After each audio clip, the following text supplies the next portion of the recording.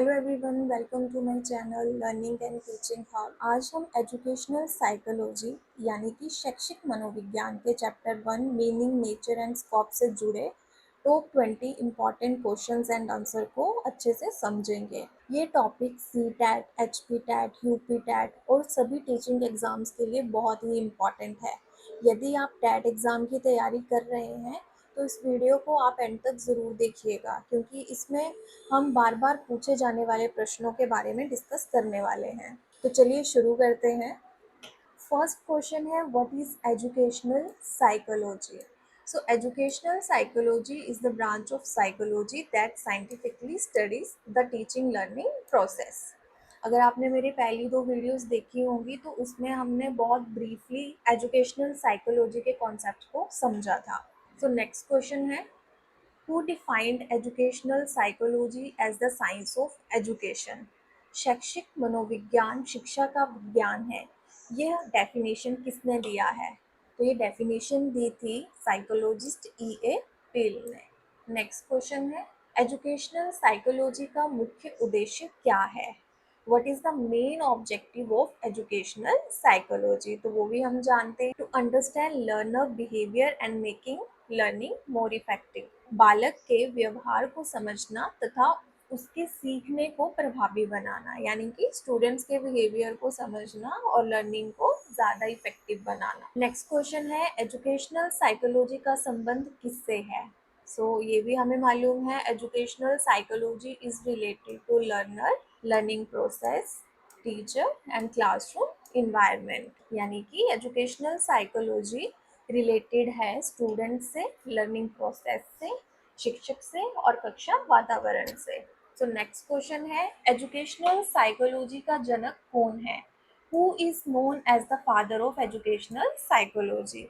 तो ये भी हमें बहुत अच्छे से पता है दैट एडवर्ड ली थॉर्नडाइक जो साइकोलॉजिस्ट हैं वो एजुकेशनल साइकोलॉजी के जनक माने जाते हैं। नेक्स्ट क्वेश्चन है, why is educational psychology considered a science?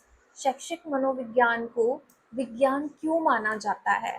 तो शैक्षिक मनोविज्ञान को विज्ञान इसलिए माना जाता है क्योंकि यह अवलोकन, प्रयोग एवं मापन जैसी वैज्ञानिक विधियों का उपयोग करता है, because it uses scientific methods such as observation, experimentations and measurements। So next question है, एजुकेशनल साइकोलॉजी अनुभवों पर आधारित है। Educational psychology is based on observation and experiment, यानी कि निरीक्षण एवं प्रयोग। नेक्स्ट क्वेश्चन है, एजुकेशनल साइकोलॉजी वर्णनात्मक है या निर्देशात्मक? एजुकेशनल साइकोलॉजी जो है वो वर्णनात्मक है। Educational psychology is primarily descriptive because it studies and explain learner behaviour, learning process. It describes how learner learn and behave rather than prescribing what should be done. That's why educational psychology is descriptive। Next question है, educational psychology एक applied science है, ये true है या false है? ये भी हमें बहुत अच्छे से मालूम है that educational psychology is applied science. It applies psychological principle to solve educational problems and improve the learning teaching process. यानी कि शैक्षिक मनोविज्ञान एक अनुप्रयुक्त विज्ञान है क्योंकि यह मनोविज्ञान के सिद्धांतों का उपयोग शैक्षिक समस्याओं के समाधान एवं शिक्षण अधिगम को प्रभावी बनाने के लिए करता है। नेक्स्ट क्वेश्चन है, एजुकेशनल साइकोलॉजी की प्रकृति का मुख्य गुण क्या है? Major characteristics of educational psychology. तो यहाँ बात एजुकेशनल साइकोलॉजी के नेचर के बारे में की जा रही है। वो हम सब जानते हैं कि educational psychology is scientific, practical, dynamic, social and child centred. Next question है, educational psychology is psychological foundation of. ये भी हमें बहुत अच्छे से मालूम है that educational psychology is psychological foundation of education, यानी कि शैक्षिक मनोविज्ञान शिक्षा का मनोवैज्ञानिक आधार है। नेक्स्ट क्वेश्चन है, एजुकेशनल साइकोलॉजी का अध्ययन किस पर केंद्रित होता है? Educational psychology focuses on learner behaviour, यानी कि शैक्षिक मनोविज्ञान का अध्ययन विद्यार्थी के व्यवहार पर होता है। नेक्स्ट क्वेश्चन है, एजुकेशनल साइकोलॉजी व्यक्तिगत भिन्नताओं का अध्ययन करती है।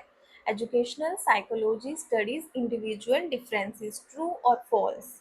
यस, ये ट्रू रहेगा क्योंकि हम जानते हैं एजुकेशनल साइकोलॉजी इंडिविजुअल डिफरेंसेस यानी कि व्यक्तिगत भिन्नताओं का अध्ययन भी करती है। नेक्स्ट क्वेश्चन है, एजुकेशनल साइकोलॉजी का क्षेत्र किन बातों को शामिल करता है?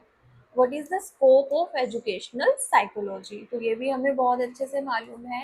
Scope of educational psychology include करता है लर्निंग को, मोटिवेशन को, इंटेलिजेंस को, पर्सनैलिटी को, इवेल्युएशन, गाइडेंस एंड काउंसलिंग को। सो नेक्स्ट क्वेश्चन है, इंटेलिजेंस का अध्ययन एजुकेशनल साइकोलॉजी के किस भाग में आता है? यानी कि जो इंटेलिजेंस है वो एजुकेशन के किस भाग में आता है? तो ये भी हमने पिछले वीडियो में डिस्कस किया था स्कोप में। तो स्कोप ऑफ एजुकेशन में जो है वो इंटेलिजेंस का अध्ययन एजुकेशनल साइकोलॉजी के भाग में आता है। नेक्स्ट क्वेश्चन है, मोटिवेशन का अध्ययन एजुकेशनल साइकोलॉजी में क्यों किया जाता है? ठीक है, मोटिवेशन भी जो है वो स्कोप का ही पार्ट है और इसका अध्ययन एजुकेशनल साइकोलॉजी में क्यों किया जाता है? तो वो इसलिए किया जाता है ताकि विद्यार्थी में सीखने की रुचि बढ़े, यानी कि to increase student interest in learning. Next question है, एजुकेशनल साइकोलॉजी शिक्षक को किस प्रकार सहायता प्रदान करती है?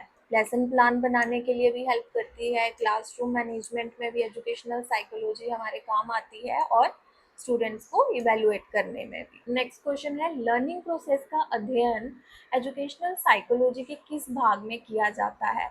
ये फिर से क्वेश्चन है स्कोप से रिलेटेड, यानी कि जो लर्निंग प्रोसेस का अध्ययन है वो एजुकेशनल साइकोलॉजी के स्कोप में डिस्कस किया जाता है, ये इसके क्षेत्र में आता है।